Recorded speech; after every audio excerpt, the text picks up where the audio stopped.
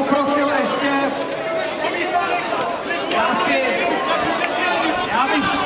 já bych taky konarme, máte tady dneska 50 policajtů.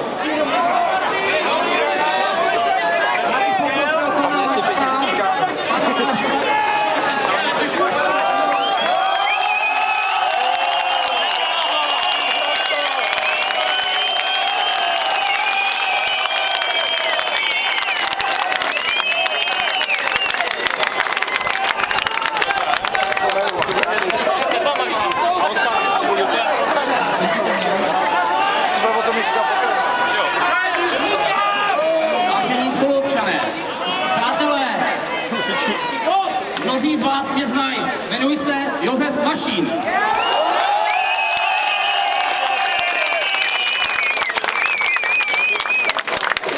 Jeden ze zástupců neformální občanské iniciativy nazvané Občanský odpor Rumbuň.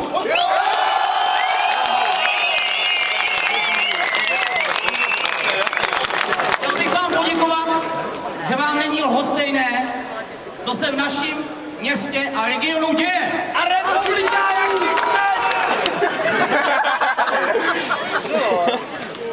Znovu připomínám, že nejsme ani nechceme být spojováni žádnou politickou stranou ani extremistickou skupinou.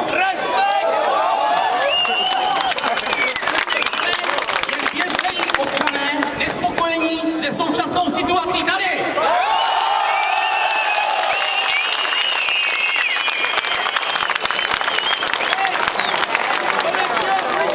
Znovu opakuji, nejsem žádný extremista, ale trémista.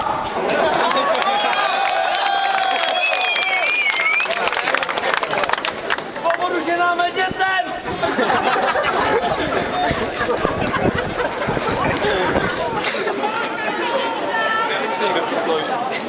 Náš region se poslední dobou stal odkladištěm takzvaných nepřizpůsobivých lidí.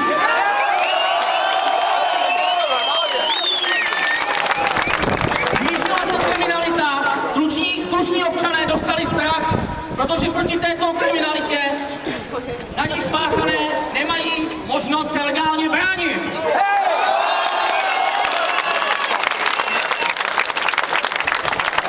Pachatelé trestů často unikají. Pokud jsou dopadeni, jejich tresty jsou výsměchem spořádaných občanů.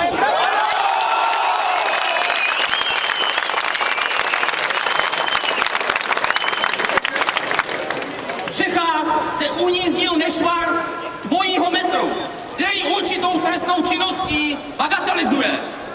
Každý z vás ví, o čem mluvím. Máme jedny zákony a ty mají platit pro každého stejně.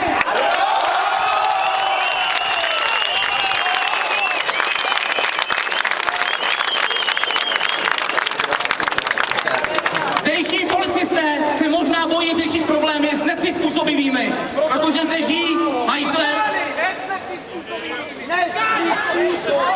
Mají tu své rodiny a oni se z pochopitelných důvodů bojí. Tento stav se podle mého názoru stal neúnosným. A proto jsem se snažil iniciovat to, aby lidé mohli nahlas a veřejně poukázat na tento problém.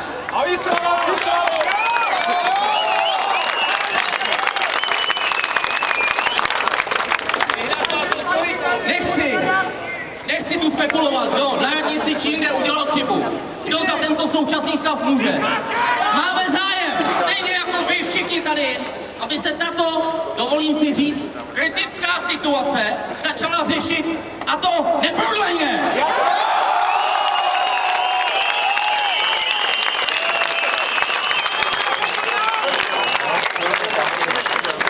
Nevím z toho, že všichni, jak tu stojíme, projevujeme svůj nesouhlas a že nás proto již nelze přeslechnout ani v Praze, kde naše problémy donedávna ignorovali.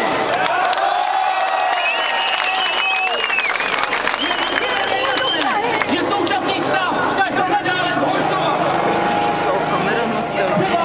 Aby naše školení zástupy, nejen místní samosprávy, nepřehlíželi závažnost situace a přestali se tvářit, že problémy neexistuje. Dokud nedojde k výbuchu nespokojenosti a lidé nevyjdou do ulic.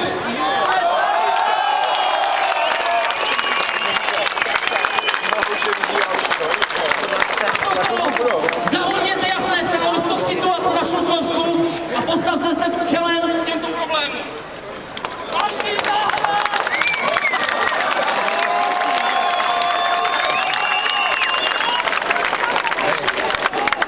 Požadujeme zastavení nebo omezení sestěhování nepřizpůsobivých do regionu.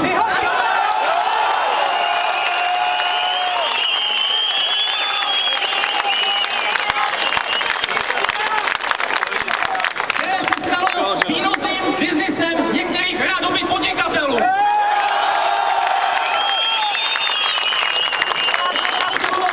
Důslednou práci policie, zejména v oblasti kriminality menšin.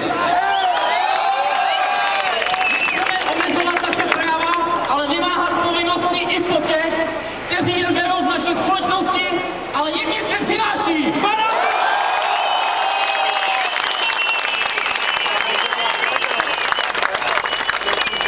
Postavte se za své občany, tak jako oni se postavili za vás.